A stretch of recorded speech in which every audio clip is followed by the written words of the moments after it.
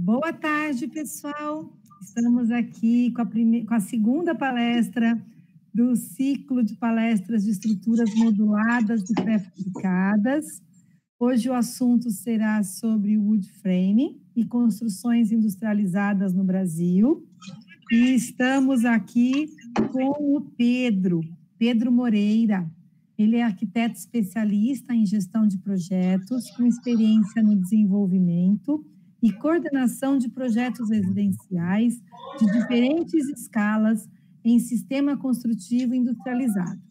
Atualmente é diretor de engenharia de produto na Tecvert Engenharia S.A., empresa de engenharia que trouxe para o Brasil avançados conceitos e tecnologias para as construções mais eficientes em wood frame. Então, Pedro, é um prazer ter você aqui com a gente. Muito obrigada. Me desculpa aqui publicamente que nós tentamos fazer a transmissão semana passada, não deu certo. Obrigada por topar estar aqui com a gente de novo. Bem-vindo. E aqui nós estamos no canal da Engenharia Civil do Mackenzie, né? E essa palestra é direcionada para os alunos do 10º semestre que estudam as estruturas moduladas e pré-fabricadas. Mas todos os alunos da Engenharia Civil também foram convidados, tá bom? Então, Pedro, palavra com você. Muito obrigada e sucesso. Tá bom, obrigado aí pela introdução. Eu vou começar, então, a minha apresentação.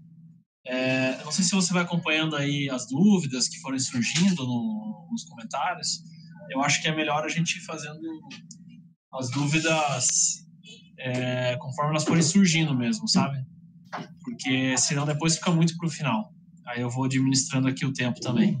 Tá bom. Legal? Então, pessoal, vocês tendo dúvida, coloca no chat do YouTube para gente e eu vou passando para o Pedro, então. Ok, Pedro.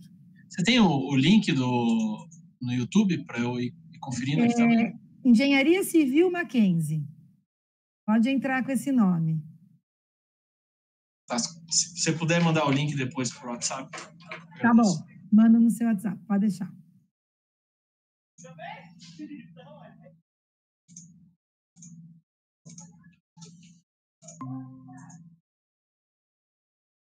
Bom, tá aparecendo aí para vocês?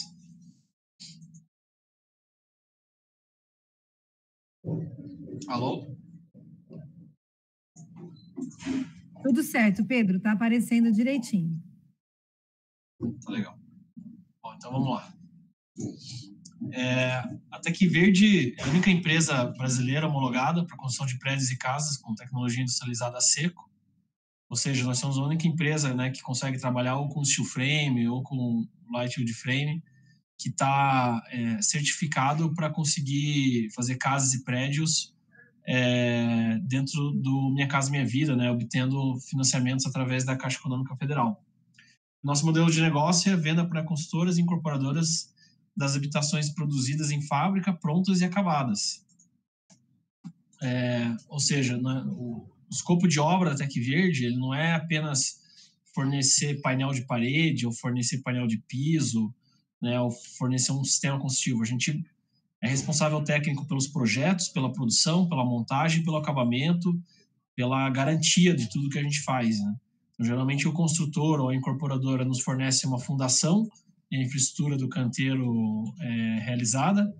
A gente vai fazer a montagem da estrutura, né, paredes, pisos, coberturas, todas as partes de instalações, vedações, janelas, instalações elétricas, hidráulicas, sanitárias. E aí fica o acabamento final, pode ser do consultor ou da Tecvert. Aí dependendo do modelo do negócio, dependendo de uma série de condições, aí a gente pode flexibilizar essa parte do escopo. Que é pintura, revestimento cerâmico, portas de madeira, enfim, os últimos acabamentos mesmo das unidades. A Tecvert já é uma empresa de 11 anos de história, e nós temos já mais de 5.000 unidades habitacionais entregues, e nós atuamos já em 11 estados do Brasil. Ou seja, a partir da nossa fábrica aqui na região metropolitana de Curitiba, a gente consegue ter um atendimento aí bem grande, uma projeção grande no território nacional. A Tecvert faz parte de um grupo global de empresas.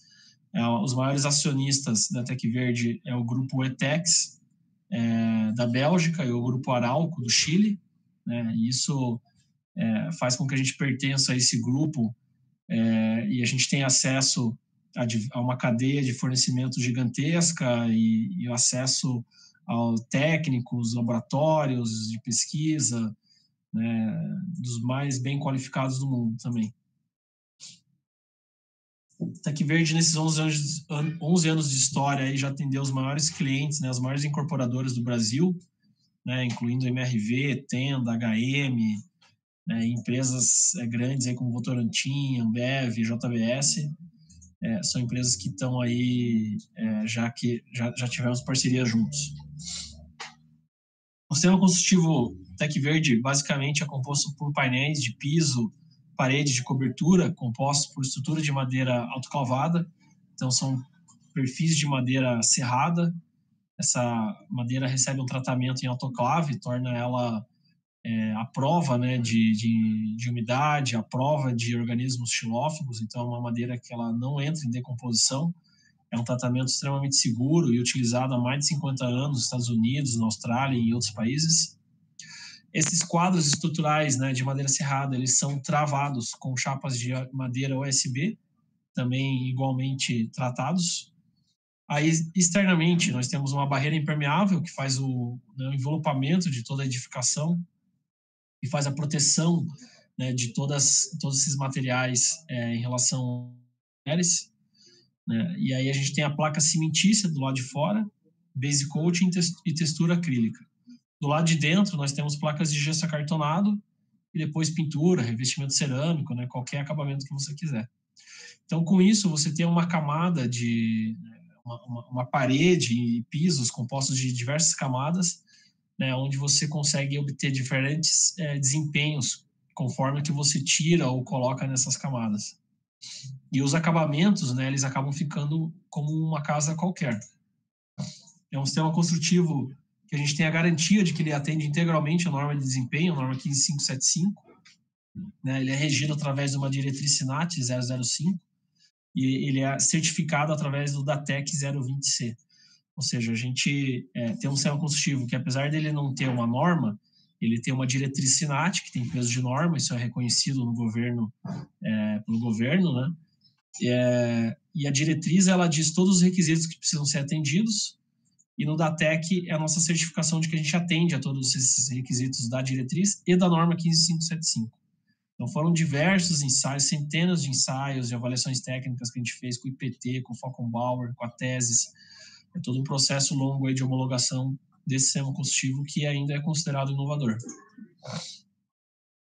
Agora, falando um pouco de empreendimentos que nós já realizamos, né? A gente atuou majoritariamente no segmento residencial, apesar de nós termos algumas experiências com obras institucionais, comerciais, etc. Nosso foco sempre foi residencial, de diferentes escalas, né? Casas em condomínio, casas isoladas, sobrados, casas térreas, né? Sobrados geminados.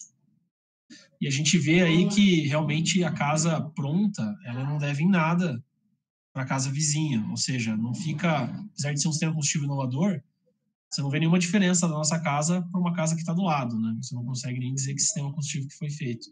Você só vai perceber os benefícios realmente morando na casa e vendo as diferenças que são expressivas na questão de desempenho térmico, acústico, né, durabilidade. A nossa composição de parede, ela torna uma parede muito mais saudável do que uma parede em alvenaria. É uma parede muito mais à prova de infiltração, de bolor, de envelhecimento precoce, né? Às vezes você tem aquela textura envelhecida, a nossa casa tem uma resistência muito grande em relação a isso, e ela também promove uma saúde maior aos moradores, né? Ela regula muito melhor a temperatura e a umidade do ambiente, tendo um reflexo direto na qualidade da saúde das pessoas que habitam essas casas.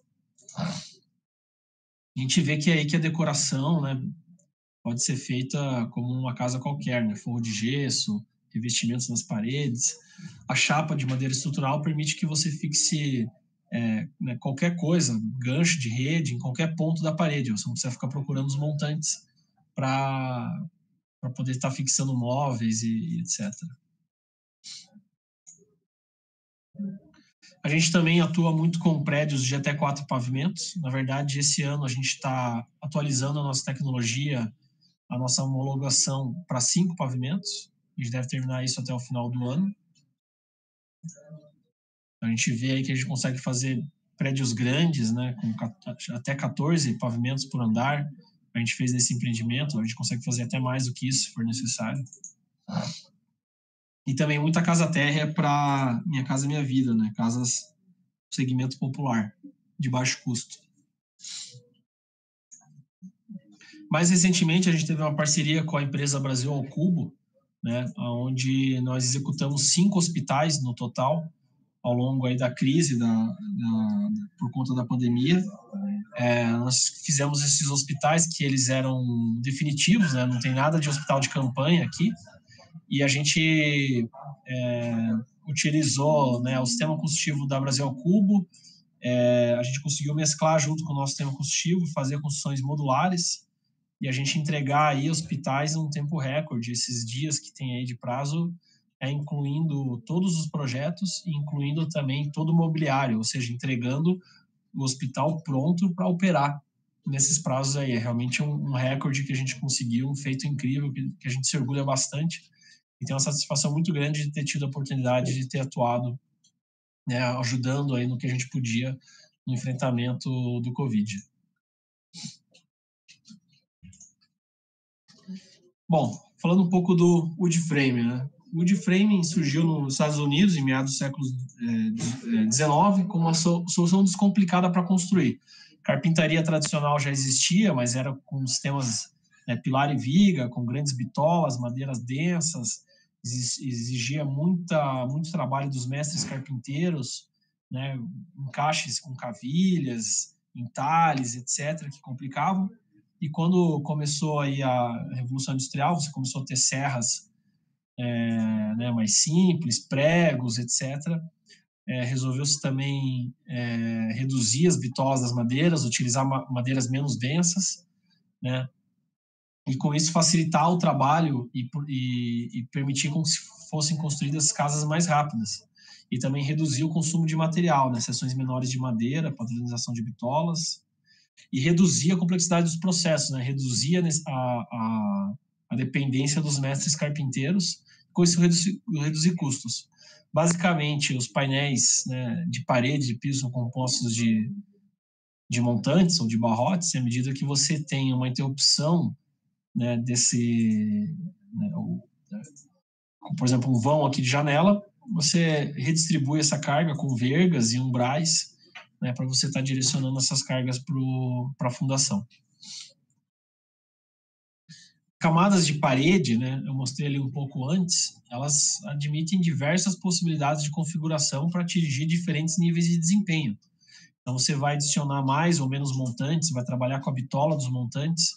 Por exemplo, aqui a gente tem uma parede externa com uma bitola, aqui uma parede interna com outra, para você atingir diferentes níveis de desempenho estrutural, de durabilidade, de isolamento térmico. Você pode usar lãs aqui de isolamento, de diferentes densidades. Você pode aumentar o isolamento acústico, aumentar a resistência ao fogo.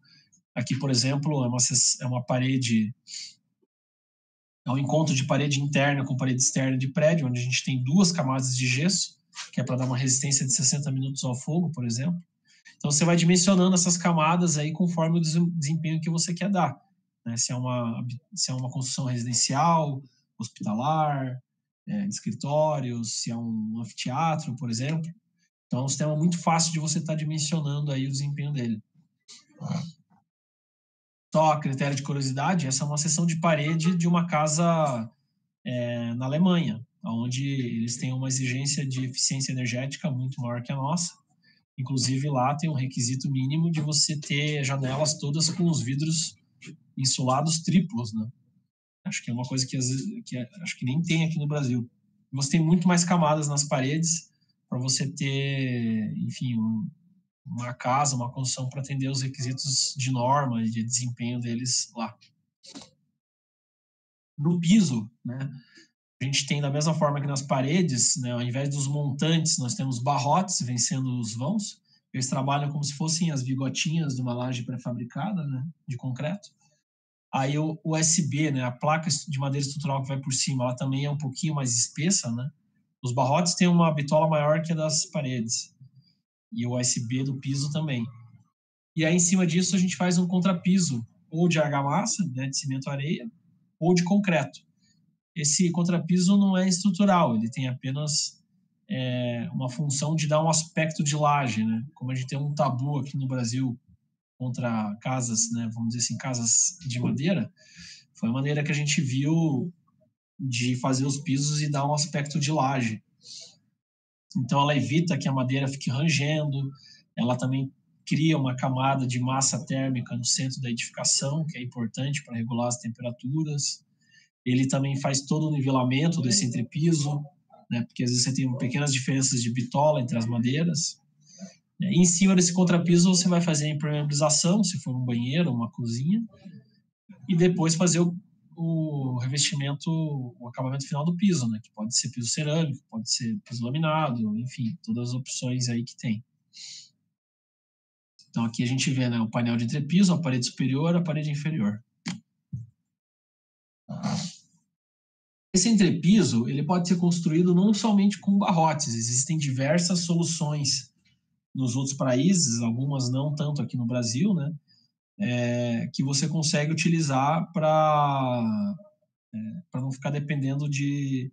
A parede geralmente tem 2,70, 3 metros de altura. Quando você começa a falar de vãos de entrepiso, são 4, 5 metros, né, dependendo do tipo de construção que você está fazendo.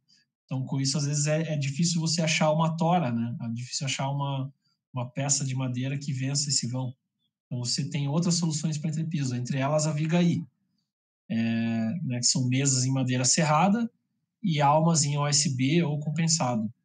Então, esse aqui é um produto de madeira engenheirada, que a gente chama, é um produto industrializado, né, produzido em larga escala. Ele traz uma facilidade de manuseio, uma estabilidade dimensional, redução de peso. As fixações dele, por outro lado, são mais complexas, mas ele tem facilidade para você passar instalações, né? Então você consegue fazer furos grandes nas almas para estar passando as instalações por eles. Os barrotes de madeira não permitem furos muito grandes. Aí aqui, aqui mostrando também a cobertura, né? Geralmente a gente trabalha com coberturas treliças de madeira, com beirais, né? Então o beiral pode ser revestido em PVC, a tabeira pode ser de PVC, pode ser de madeira, pode ter um revestimento metálico, pode ter um revestimento em placa cimentícia, que vai dar um aspecto de laje para isso daqui, né? Enfim, tem diversas soluções, né? Você pode construir essa cobertura de muitas maneiras. Por exemplo, aqui é um corte de uma casa com telhados contidos, né? Então você tem treliças contidas entre painéis de platibanda, a calha fica escondidinha, você faz uma telha metálica, então admite aí diversas soluções de cobertura, né? Aqui só um exemplo de como que é o detalhamento dessa laje impermeabilizada, né? Um entrepiso então você pode fazer também toda a cobertura em laje impermeabilizada, ao invés de você ter treliças, você pode fazer um entrepiso de cobertura, pequenas paredes, né, de parapeito aqui, né, pequena parede de platibanda, executa o contrapiso sobre esse entrepiso de madeira e executa da impermeabilização, proteções mecânicas, enfim. Aí depois o projeto de impermeabilização vai dizer qual que é a melhor solução. Aqui mais imagens aí apresentando calhas contidas. Aqui no caso a gente usou manta asfáltica ardoseada ao invés de uma manta de uma telha asfáltica. São diversas as soluções que você pode usar para cobertura. Quanto ao método de execução de framing, né, tem o método in loco, né, onde você vai estar construindo toda a edificação no canteiro, recebendo os materiais no canteiro, né, trabalhando com os materiais no canteiro, né, isso traz todos os problemas que a gente já conhece de construções em loco, né, seja de alvenaria, seja de qualquer outro sistema construtivo, né, com menor controle de qualidade, dependência maior da mão de obra, maior exposição às intempéries, desperdício de materiais, maior prazo de obras. E tem o método de execução industrializado, que é o que a Tecverde sempre prima, né? Para a gente não vê sentido nenhum em fazer o de frame em loco. Para a gente, enfim, a nossa filosofia sempre foi de trabalhar com industrialização. Antes da gente fazer a nossa primeira casa, a gente fez uma fábrica. Para a gente já desenvolver essa tecnologia, desenvolver essa metodologia desde o começo. E aí você tem os benefícios da construção industrializada, né, do Lean construção enxuta, né, você consegue aplicar os conceitos da filosofia Lean, né, e ter controle total da qualidade, menor dependência da mão de obra, ambiente fabril, protegido, né, otimização de materiais, né, melhor gestão, inclusive, dos resíduos e reduzir os prazos. No método de execução industrializado, existem também duas maneiras.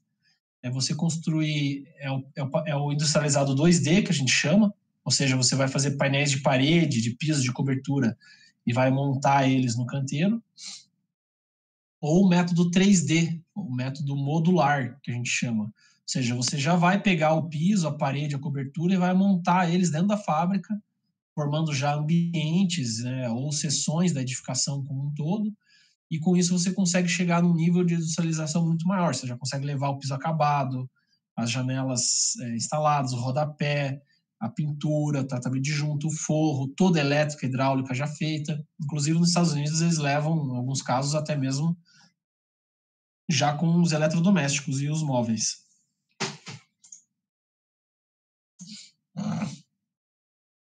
O método de execução em loco, muitas vezes, ele é chamado de stick framing, porque realmente fica parecendo um paliteiro, né, a construção. Esse é um termo muito usado lá nos Estados Unidos. Ou seja, a construção é 100% feita em canteiro, sem elementos pré-fabricados. Aqui no caso dessa construção, até teve, por exemplo, as treliças aqui, muito comumente elas são pré-fabricadas, né? Mas você monta o entrepiso inteiro na obra, né? Então isso é chamado de stick frame. Eu vou falar um pouco mais em detalhe disso, porque é uma solução que também acontece no Brasil, ainda mais aqui no Sul, a gente vê muitas construções sendo feitas já de wood frame. Esse é um caso aqui em Curitiba, uma casa de alto padrão, num condomínio fechado, casa de 195 metros quadrados, projeto estrutural da Stamad, e a execução da DKF, Construção Seca, que é essa equipe, né, de mestres carpinteiros muito experientes, que é o que é necessário para você fazer uma construção dessa em loco. Eles demoraram 4 meses e meio para todas as etapas secas. Então, a mesma coisa, né? 100% em canteiro, você está exposto às intempéries e condições de trabalho do canteiro, as limitações do canteiro, né? Isso é muito importante. Você tem que fazer a interpretação do projeto, né? dos projetos e fazer ajustes no canteiro, né? Então, precisa ter uma equipe experiente para fazer isso. Aqui foi utilizada uma equipe de 4 a 5 pessoas e eles eram carpinteiros experientes. Então, você vai montar os painéis sobre a fundação, levanta eles em posição. O projeto, nesse caso, ele tem que especificar a bitola, espaçamento dos montantes, vergas, umbrais. Então, ele vai dizer qual que é a bitola desses montantes, se é 38 por 90, 38 por 140, qual que é o espaçamento deles, se é a cada 30, 40, 60 centímetros, como é que é a composição das vergas, quantos umbrais vai em cada verga. Ele também tem que especificar o distanciamento de prego das chapas de OSB. Então, as chapas de OSB que fazem o travamento horizontal da estrutura, tem que ter especificado lá quantos pregos vai no centro da chapa, quantos vai nas bordas. E ele tem que especificar como é que é a forma de ancoragem desses painéis, ou seja, como é que eu vou fixar esse painel na fundação. É com parabolt direto, é com cantoneira, quantos pregos vai na cantoneira, qual que é a espessura do parabolt, né, qual que é a distância dele para a borda da fundação, para ter cobrimento de concreto, enfim. Toda essa especificação tem que vir no projeto. Eu digo isso, pessoal, para vocês entenderem, né, o que precisa ser dimensionado, detalhado num projeto, para que se possa ser feito essa execução em canteiro. Aqui a gente vê, por exemplo, que a altura da parede, né, do pavimento térreo aqui, ela era mais alta do que a altura comercial de chapa de OSB. Provavelmente tinha mais do que 3 metros essa parede aqui. Então, com isso, eles tiveram que fazer uma travessa horizontal aqui, né, para fazer uma emenda de chapa de OSB. Então, o projeto também tem que especificar como é que fixa um painel e outro, né? À medida que você vai levantando aqui os painéis, como é que você fixa aqui, né, nos encontros em 90 graus, em 270 graus, como é que é a fixação desses dois painéis? É só com prego, com parafuso, é com cantoneira, quantos pregos vão? O projeto tem que especificar isso. Na hora do entrepiso, aqui no Brasil, como eu comentei, a gente tem muita dificuldade com barrotes de comprimentos grandes. É muito difícil você conseguir um barrote com mais de 3 metros. Ou seja, para você fazer uma casa de alto padrão, você fica muito limitado. A solução que a gente adotou, mais econômica e mais prática, né, com maior disponibilidade no mercado, é fazer a subdivisão desses vãos com vigas principais metálicas, no perfil I ou H, né, aquele perfil padrão da Gerdau. Então, o projeto deve especificar, né, esse layout, né, essa composição de entrepiso, né, e como é que é a fixação de conexão dessas vigas metálicas. E depois o projeto tem que especificar qual que é o espaçamento dos barrotes que vão preencher essa subdivisão de vãos e como é que é a fixação de cada barrote nessa viga metálica.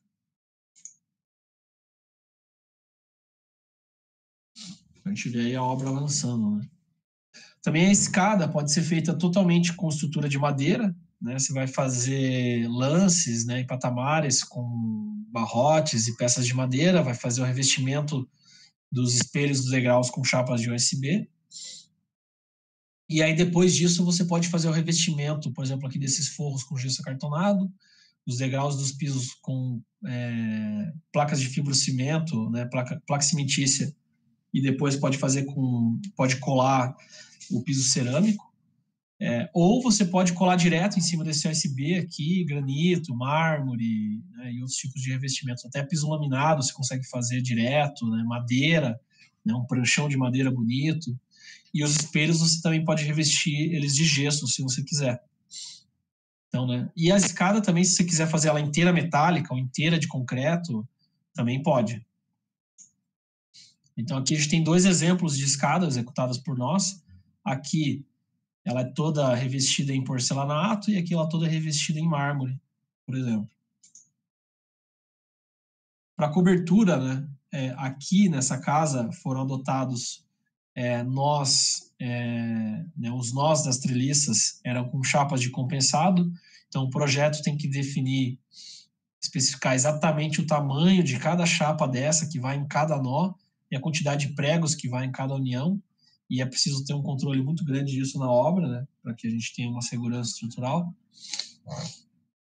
Aí o distanciamento dessas treliças varia conforme o projeto estrutural, né, e aqui no caso, por exemplo, eles adotaram um espaçamento maior para as treliças e aí fizeram um terçamento para você fazer a fixação de OSB, né, sobre essas treliças e depois fazer o telhamento aqui com um telha shingle.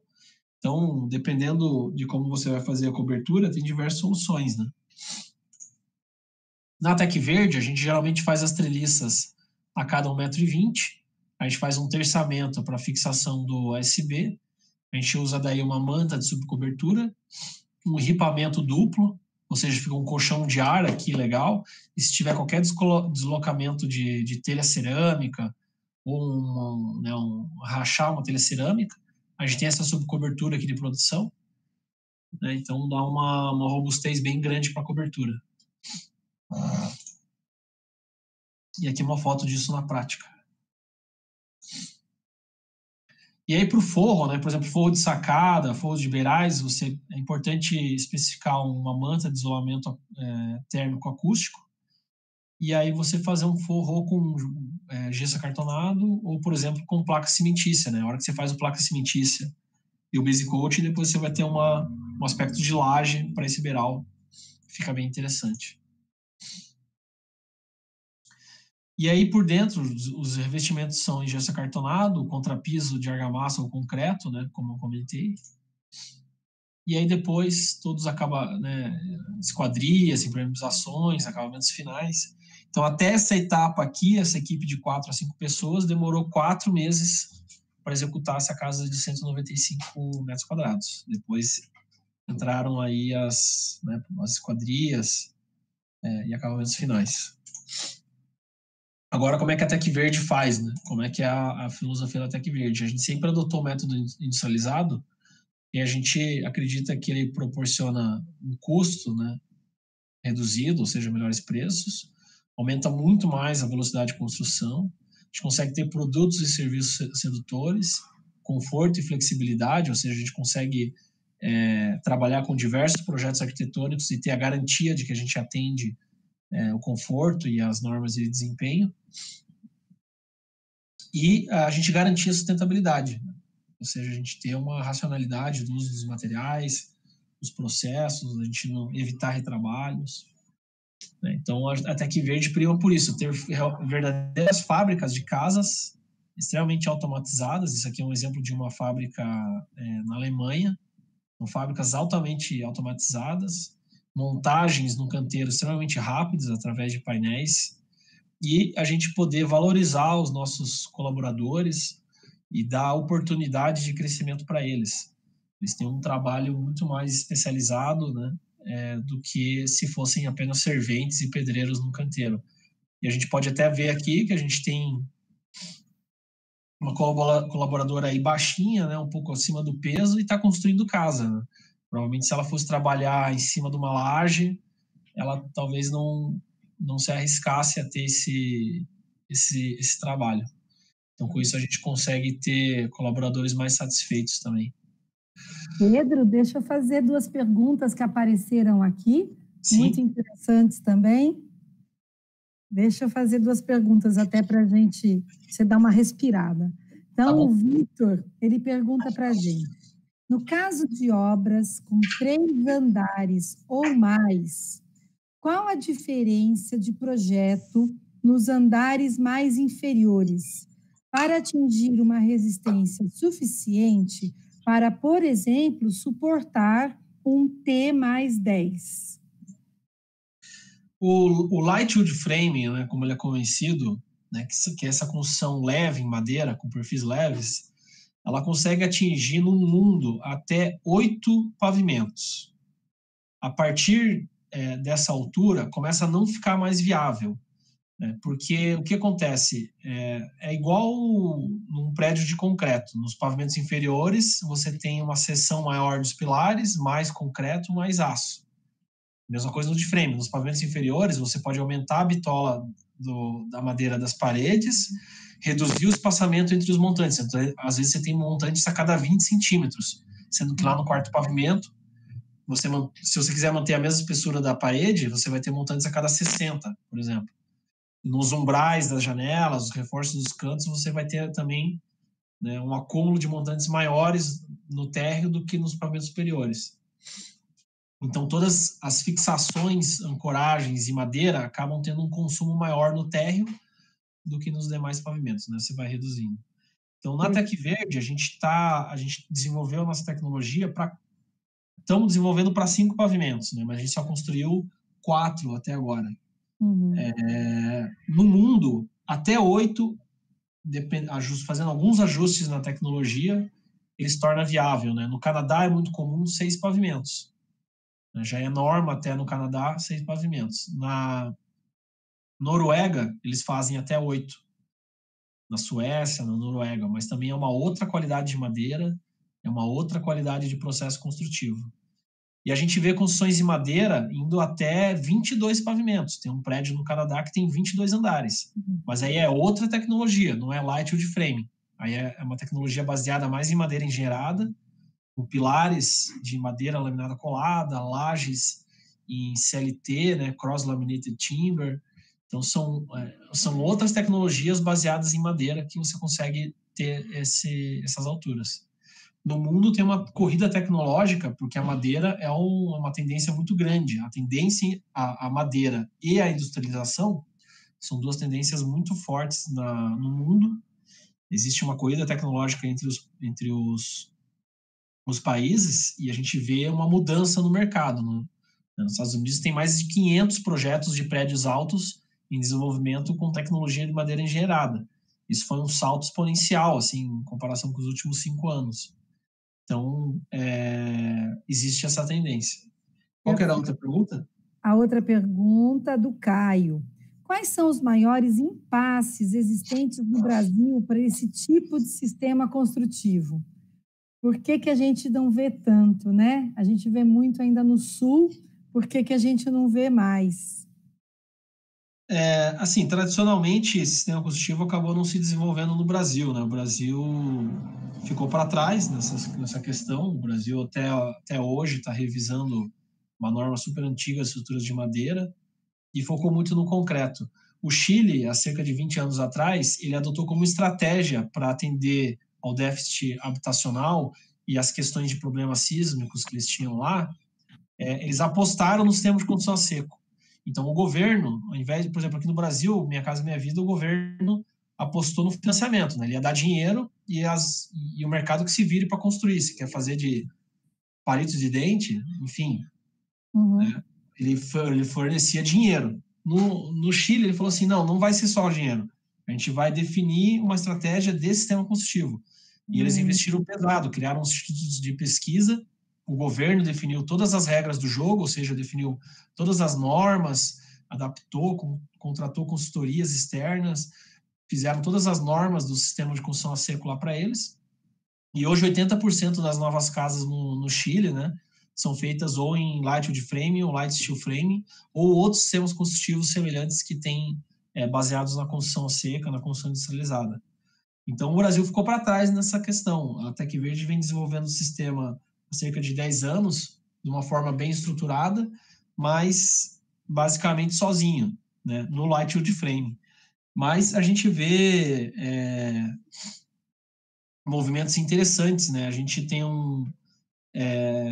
por exemplo, a Tenda, que acho que é o segundo maior consultor no Brasil, anunciou que eles estão investindo e estão construindo uma fábrica de wood frame também para atender o mercado deles de casas, terras e sobrados. Então, a gente vê que tem muita gente acordando para isso aqui no Brasil, vendo que é um sistema construtivo que ainda tem muito para ser otimizado, muito para ganhar em tecnologia, muito para ganhar em redução de custo, em otimização. Então, né, a gente vê que as tecnologias baseadas no concreto e no aço já avançaram, já otimizaram tudo que tinha para avançar, e a gente vê que ainda deixam muito a desejar na questão de desempenho, né, térmico-acústico principalmente. Então, o wood framing está crescendo bastante no Brasil. Muito bom. E outra coisa, Pedro, o CB31, a gente sabe que escreveu já um projeto de norma, né? Colocou, a gente tem até divulgação do ano passado, de que foi para a consulta nacional, mas efetivamente essa norma não saiu ainda, né? É isso? Ela está em consulta pública. Ela está em consulta pública atualmente? Sim. Que bom, legal. Então, em breve, a gente vai ter uma norma brasileira sobre isso também, além da diretriz SINAT, né? Uhum. Pessoal, peço desculpas aí, porque eu estou com uma rinite aqui, atacada feroz. Por isso que eu fico coçando o olho aqui. Não se preocupa. Então, tá bom, Pedro, por enquanto era isso. Tá, legal. Bom, então, outro ponto que eu queria abordar aqui é que, né, as sinergias BIM, Lean, então a Tec Verde adota o BIM como uma estratégia para a gente conseguir estar executando essas construções industrializadas. E a gente adota também muito da filosofia Lean na nossa operação.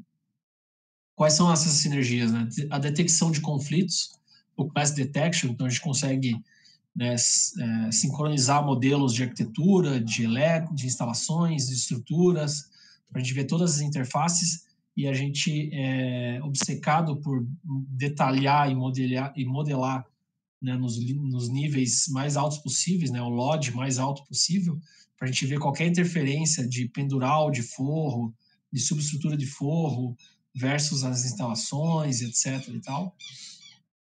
Com isso, a gente consegue ter previsibilidade, disciplina, menor variabilidade de processos. A gente consegue estruturar um processo BIM de desenvolvimento de projeto, onde a gente sabe todas as etapas do projeto e sabe o que tem que entrar primeiro, depois, as fases de compatibilização.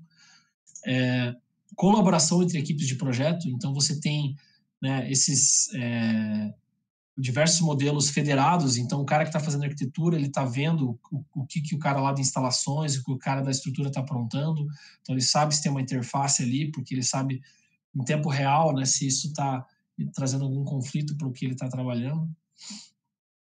Sistema transparente de partilha de informações, né? Então, a gente, através dos modelos, né? Todo mundo está vendo o que está acontecendo. A gente tem também diversas rotinas nossas aqui de checklist, de conferência, de reuniões, para a gente, através dos modelos, todo mundo conseguir visualizar o que está acontecendo na edificação. Com base nisso, tomar decisões em valores coerentes, né, e não em achismos. Então, a gente consegue, através de critérios bem definidos, tomar decisões. E, com isso, né, reduzir desperdício e tempos de execução de processo. Não só de tempo de execução na produção, na montagem, na execução da construção, mas na modelagem. Então, o BIM está aí não para você modelar tudo, fazer o clash detection lá na frente, ver que está cheio de bucha, que tem que revisar a estratégia de viga, de forro, de instalações e voltar para a modelagem de volta, né? Isso é a forma burra de usar o BIM. O BIM, a metodologia BIM, né, aliada ao Lean, é para você modelar de uma forma bem estruturada e modelar de uma vez, com poucos ajustes, poucas revisões de projeto, né? Revisão de projeto é desperdício também.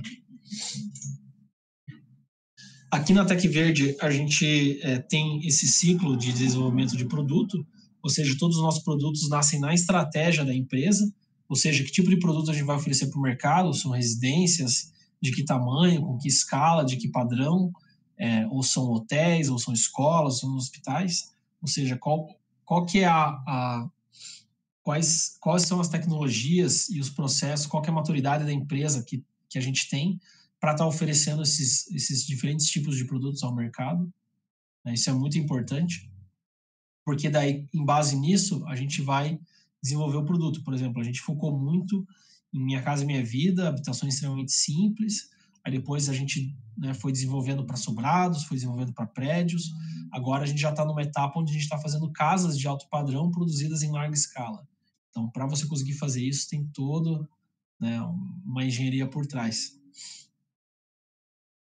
No desenvolvimento de produto, a gente aplica, né, uma série de ferramentas e metodologias que a gente trouxe da indústria automobilística, como Failure Mode and Effect Analysis para design e para processo, né, DFMA, que é Design for Manufacturing and Assembly.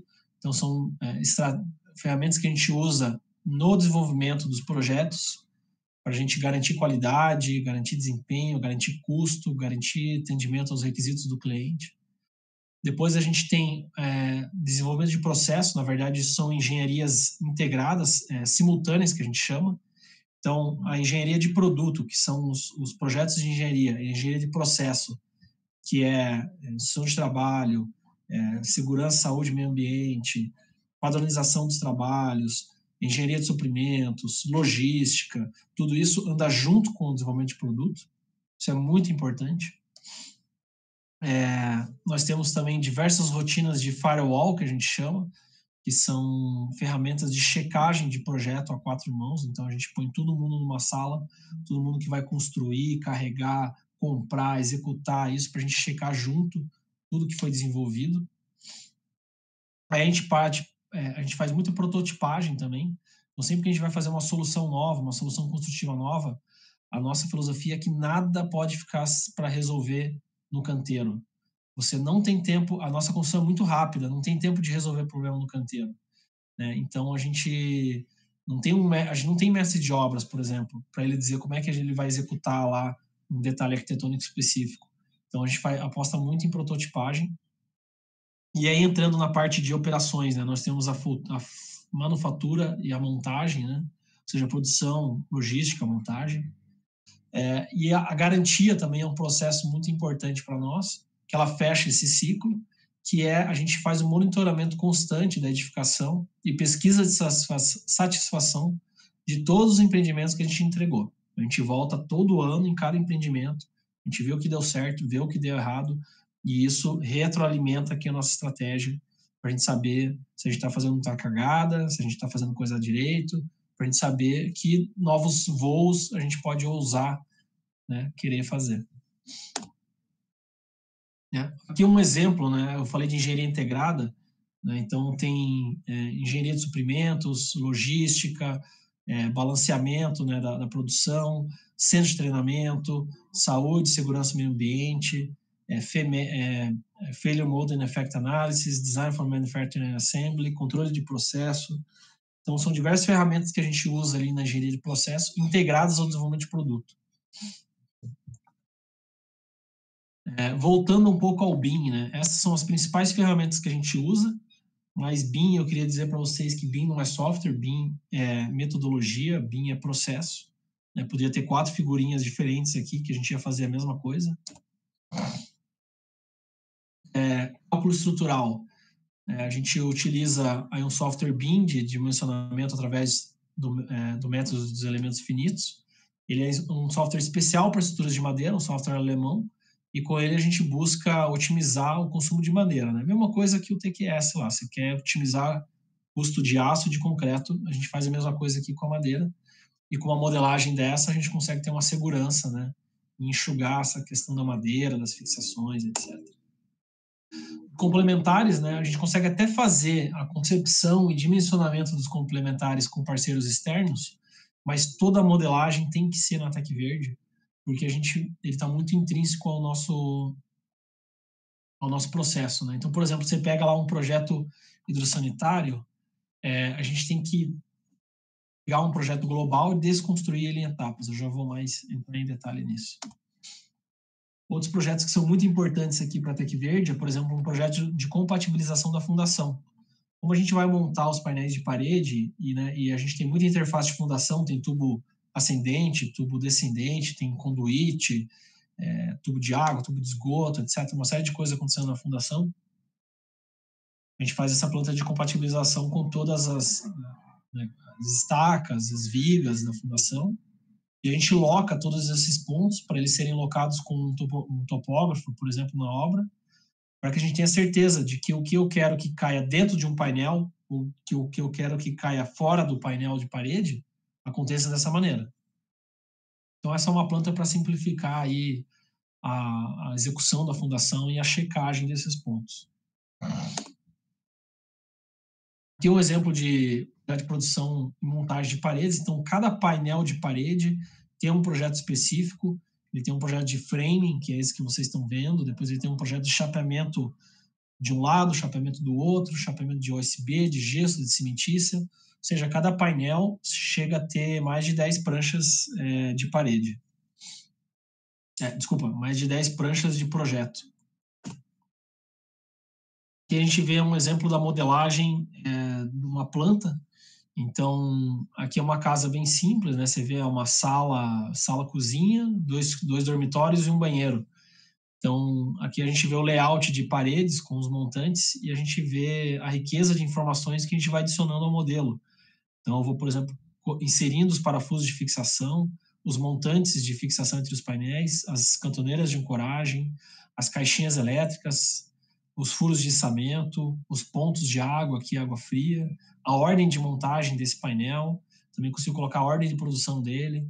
E vocês veem que é uma planta extremamente limpa, né? A gente não cota nossas plantas, porque ficavam plantas, né, cheias de cota parcial, cota absoluta, e a gente via que os montadores no canteiro tinham dificuldade de alinhar as paredes, colocar os ambientes no prumo, no esquadro. E a gente adotou essa estratégia aqui de linhas, por exemplo. Isso veio de um DFMA. A gente tem linhas guia na parede, então a gente sempre sabe que, por exemplo, na maioria das vezes, a parede está sempre a 30 centímetros de uma linha guia. Então, com isso, a gente consegue marcar a fundação um dia antes da montagem, e aí depois o pessoal consegue montar todas as paredes sem nem olhar para o projeto, basicamente, né? Aí aqui também exemplos de projeto de entrepiso, né? O layout dos entrepisos, como é que você vai dispor os barrotes, né? Considerando os apoios das paredes, é muito importante. Como é que você vai embutir as instalações elétricas, hidráulicas nesses barrotes, né? Então, ele é um projeto muito detalhado, né? Ele tem sentido de montagem, então qual que é o sentido de montagem dos diferentes painéis, quais são os furos de instalações, furos de ancoragem. A gente tem uma série de blockings, que são esses tocos de madeira aqui, para fixação de cantoneiras, parafusos, etc. Projeto extremamente detalhado. para ser produzido numa fábrica e tudo isso encaixar de uma maneira correta no canteiro. E aí a gente também tem todas as etapas de detalhamento, né? A gente é muito, como eu falei aqui, a gente investe muito em detalhamento. Então, por exemplo, o projeto hidráulico, a gente separa ele em kits que vão ou dentro de shafts ou vão dentro de paredes nossas, né? Então tem que separar um projeto de kit. Aí eu tenho que separar também projetos de kit sanitário, por exemplo. Isso é produzido numa estação de trabalho aqui da fábrica. Depois eu tenho um projeto de shaft de drywall, por exemplo, e de montagem desse kit hidráulico nesse shaft. Então, como é que eu vou fixar ele, as madeirinhas aqui e tal. Isso é produzido numa outra estação de trabalho. E depois eu tenho os detalhamentos de como que eu pego esse shaft e eu instalo ele lá no canteiro, com já o tubo de queda passando por trás, com a prumada de água que alimenta esse kit aqui. Então você vê que a gente só consegue fazer isso com o BIM, né? Não seria possível fazendo isso com AutoCAD 2D ou qualquer outro método mais simplificado. E a gente faz isso para a gente ter uma certeza absoluta de cada material, onde cada material é consumido. Então, eu pego lá todo o meu projeto hidráulico, uma parte dos tubos, conexões, registros, etc., vai numa ação de trabalho, vai na montagem, vai no shaft, vai aqui. Eu tenho que estratificar toda essa informação, todos esses dados, conforme os diferentes clientes que eu tenho internamente aqui dentro da empresa. A gente também adota essa metodologia, né? Tudo que a gente consegue pré-fabricar, a gente adota essa metodologia em diversos itens aí, né? Então, por exemplo, para a escada, também, todo o detalhamento para eu fabricar, né, o jacaré, que a gente chama, né, que são essas peças que formam os lances numa estação, fazer a montagem dos lances em outra. Depois eu tenho instruções muito detalhadas para a fabricação por exemplo, do patamar aqui, que é em leque. E depois instruções passo a passo de como que é a montagem desses diversos elementos pré-fabricados no canteiro, né? Então, tudo isso aqui alinhado para eu conseguir carregar isso num caminhão de uma forma otimizada, para conseguir descarregar isso lá, executar esse trabalho com segurança, montar, etc. Ou seja, tudo isso é o que a gente produz para a gente não ficar dependente de um mestre carpinteiro lá, que um dia pode dar uma dor de barriga, um dia ele pode querer prestar serviço para um outro cara, e a gente fica a ver navios, entendeu? Então, isso é industrialização. A gente simplificar a construção em kits, em partes menores, e você trazer tudo detalhado, tudo pré-concebido antes de chegar no canteiro. A gente vê aqui etapa por etapa como é que é a construção de uma escada. Aqui, da mesma forma, essa aqui é uma imagem, né, de venda de um sobrado que a gente está executando. Ele tinha essas marquises aqui, e a gente queria fazer essa marquise aqui em 2 etapas, da forma mais prática possível. Então, através de... Esse aqui já é um modelo conceitual que a gente utiliza, por exemplo, SketchUp, a gente usa muito o SketchUp para fazer um modelo conceitual, para a gente discutir com as diferentes equipes de engenharia, de logística, de processo, de suprimentos, etc., como é que a gente vai executar tal parte da edificação, definir estratégias para isso, para daí entrar no detalhamento, né? Então, a gente vai cada vez construindo mais isso em partes menores. Então, eu faço um detalhe extremamente preciso de como que eu quero que esse rufo seja executado, seja construído. Eu posso pedir isso em escala com o calheiro, né? A gente chamou de banquinho, né? Ou seja, essa marquise eu fiz como se fosse um banco dentro da fábrica, né? Então, foi produzido aqui essas trelicinhas, né, esses revestimentos. Aqui a gente colocou o rufo, a gente vê aqui ele produzido na fábrica. Então, com isso, o que eu queria?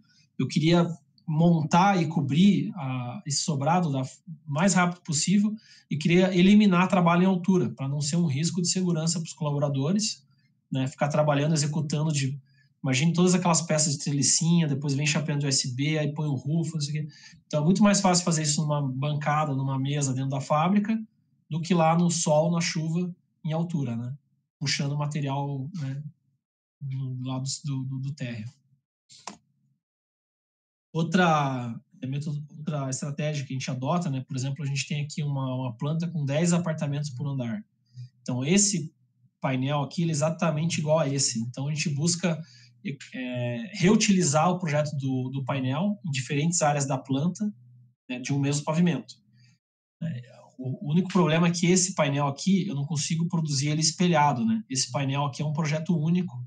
É um projeto, apesar dele ser perfeitamente espelhado em relação a ele tem toda a sua composição de projetos para ele ir para a linha. Eu não consigo pegar esse projeto aqui e dizer para os meus operários aqui na linha, falar assim, agora projeta, agora constrói espelhado. Né? Por isso que a gente só consegue reutilizar onde ele é rotacionado. Então, com isso, eu consigo reduzir aí mais ou menos pela metade a quantidade de projetos de painéis que eu tenho na linha, e com isso também, se eu precisar fazer uma mudança, uma melhoria, uma correção, eu faço bem menos vezes, né?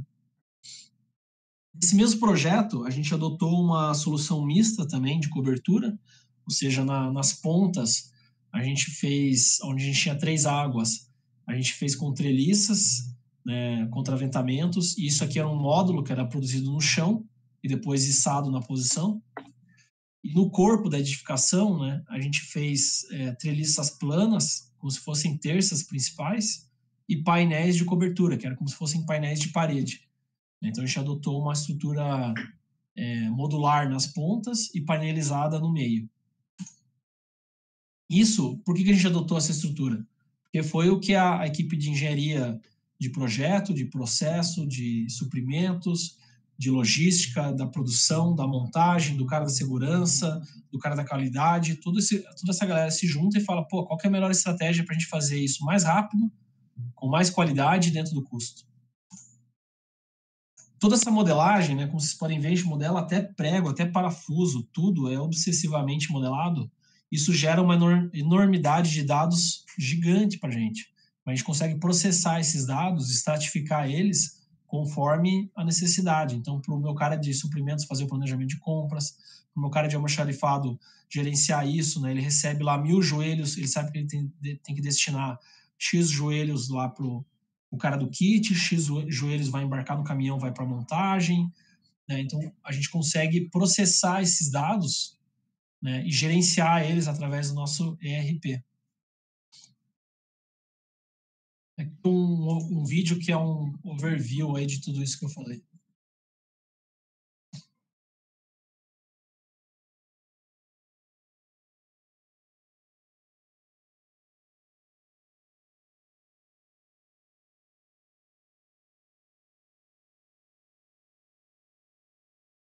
Todos esses vídeos estão no nosso YouTube, né? Eu sei que passar vídeo pela internet assim fica meio ruim, mas isso aí tá tudo no YouTube.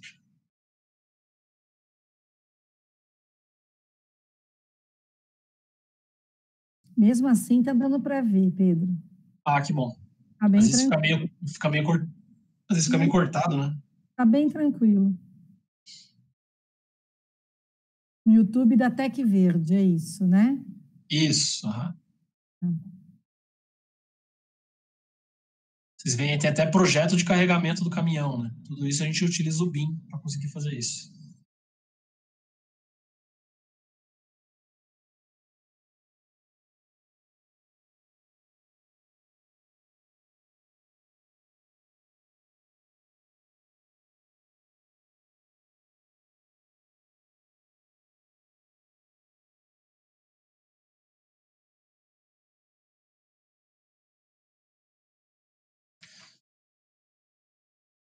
Com o BIM, né, a gente consegue também disponibilizar, popularizar os modelos para todas as equipes, né? Então, qualquer cara com celular consegue estar vendo como é que é o modelo, como é que é para ficar, onde que está passando um conduíte, um tubo.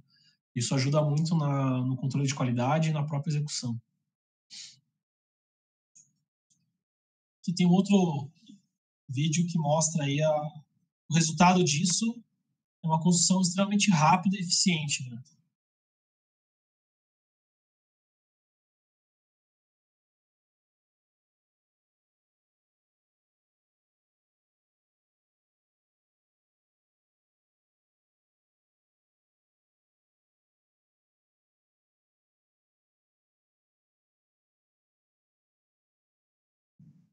O objetivo de toda essa engenharia, todo esse projeto por trás, é tudo se encaixar corretamente na obra, né? Não só os painéis, mas a elétrica, a hidráulica, todas as interfaces de acabamentos, a cobertura, a escada.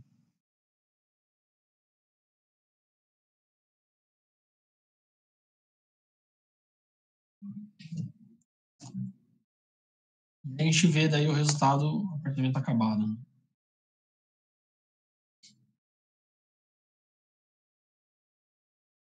Bom, pessoal, era isso que eu tinha para falar para vocês hoje. Eu deixei aí os meus contatos, né, se alguém quiser conhecer mais sobre a Tec Verde, entrar mais a fundo. Não sei como é que a gente está de tempo aqui. Certinho, Pedro. Agora eu tenho duas perguntas para fazer para você, mas foi muito bom, é empolgante, né? É um sistema construtivo aí muito, muito moderno, perfeito, realmente é empolgante. Eu acho aí para os nossos novos engenheiros é uma bela contribuição, né? Para eles saberem o que existe. Muito legal, Pedro, muito obrigada, viu? Eu tenho aqui duas perguntas. Existe algum estudo para exploração de outra espécie de madeira, além do pinus, na execução do wood frame? Não por nós. Tá. Por vocês usam o pinus e ele é tranquilo para vocês, né? Não tem problema. Reflorestamento fácil, né? Eu acho que essa aqui é a questão. Legal. A gente nunca estudou, por exemplo, trabalhar com eucalipto. O eucalipto já é uma madeira mais dura, tem que rever daí. Na serra vai ter outra durabilidade, as pregadoras pneumáticas vão ter outra calibragem de pressão. É um processo completamente diferente, por exemplo, trabalhar com eucalipto, né? A gente trabalha aqui com Pinus Elliott, Taeda, e nos outros países são outras espécies de coníferas, né? Mas geralmente de madeiras menos densas, né? Madeiras leves. Perfeito. Uma outra pergunta. Há alguma ameaça para as florestas e preservações naturais do país, caso o wood framing decole? Quais os principais cuidados temos que ter nesse sentido? Não, até que verde, o que a gente consome de madeira é desprezível na produção de madeira do Brasil. O Brasil é um dos maiores produtores de madeira do mundo, mas principalmente para celulose, né? Para biomassa. Então, mas o Brasil tem uma produção gigante de madeira para portas, móveis, painéis, HDF, MDF, é gigantesco. Então já tem a produção de madeira é absurda no Brasil e a gente, como wood frame, nem arranha, nem aparece lá. Se fizer um gráfico, não vai dar nem 0,01%.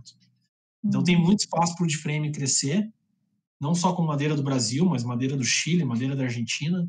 Isso não é nenhum risco para o avanço da madeira, absolutamente de forma alguma, assim. E mesmo no mundo todo, né? O Canadá, a Rússia, os países nórdicos, eles são praticamente virados em floresta. Florestas que são manejadas, que são sustentáveis, né? Que são plantadas. Então, nada disso é um risco para a sustentabilidade ou para um risco de fornecimento. Ótimo, perfeito. É importante ter essa certeza, né? Acho muito bom. Mais uma.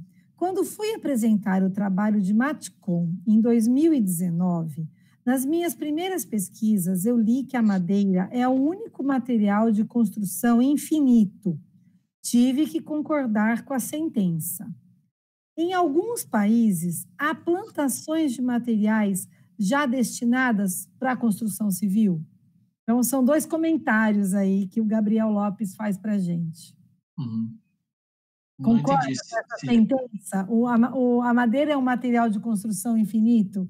A gente pode afirmar isso, Pedro? É o único material renovável, né? Exato. Exato. E tem alguns países que deixam as suas plantações destinadas para a construção civil. É tão grande a produção que aí já fica uma parte só para a construção civil? Será que a gente já tem isso no mundo? Sim, eu acho que o país, o maior produtor de madeira do mundo, se eu não me engano, é o próprio Estados Unidos, porque lá eles têm o maior consumo para diversas indústrias, né? Sendo que lá a construção civil, com certeza, tem um peso muito grande. o Canadá, a Rússia e os países do norte da Europa são grandes exportadores de madeira, porque o mercado deles é pequeno em comparação com a capacidade de produção de madeira deles. Mas os Estados Unidos tem um mercado de construção civil expressivo, né? Só o Texas acho que é o dobro do mercado da construção civil do que a gente tem aqui no Brasil. Então eles são realmente gigantes. Então com certeza lá eles devem ter florestas mais focadas para a extração de madeira estrutural versus madeira para acabamento, madeira para outros fins. Perfeito, ótimo. Aí o pessoal está te cumprimentando, gostaram do tema, e o Gabriel faz uma brincadeira aqui também. Paraná sempre na frente em sustentabilidade. Acho que o Gabriel é do Paraná também. Deve ser paranaense. Isso mesmo. Mas é verdade, né? Que bom, Pedro, muito legal. Agradeço demais a sua boa vontade de vir aqui com a gente, passar tudo isso. Como eu te disse no nosso contato, eu vi a palestra de vocês, né, com construtores, em relação aos hospitais também que vocês fizeram. Achei muito interessante e você está aqui com a gente, aqui na nossa Engenharia Civil do Mackenzie, é um prazer trazendo essa informação para a gente. Muito obrigada mesmo, viu? A satisfação foi toda minha. Eu queria dizer que no nosso site tem uma área lá para estudantes, a gente tem uma biblioteca com normas, com livros, com guias de wood-frame, dá para aprender bastante por lá. Nosso YouTube também é bem rico, tem muito vídeo bacana lá para estar conhecendo, vídeos antigos, inclusive, até para acompanhar um pouco aí a evolução da empresa. Eu sugiro também pesquisarem sobre a Amata, que é uma empresa aí que está também fazendo esse outro tipo de construção de madeira engenheirada, que são para grandes edifícios, né, prédios maiores, com vãos maiores. Inclusive, tem um prédio na Faria Lima que está sendo feito todo com madeira engenheirada. A gente tem empreendimento em Suzano, empreendimento em Campinas, Paulínia. Então, a gente está presente aí no estado de São Paulo. Muito Beleza? bom. Muito bom, agradeço também o Caio Farinácio, que ajudou a gente nessa transmissão, né? Que ela deu certo hoje, ainda bem. E o vídeo vai ficar no YouTube, tá bom? Então, Pedro, se você quiser divulgar, sem problema nenhum. Tivemos poucos participantes, mas o pessoal vai vendo depois, ao longo do tempo, vai ficar lá disponível, tá bom? Então tá, muito obrigada, viu, Pedro? Obrigada, pessoal, por nos assistir.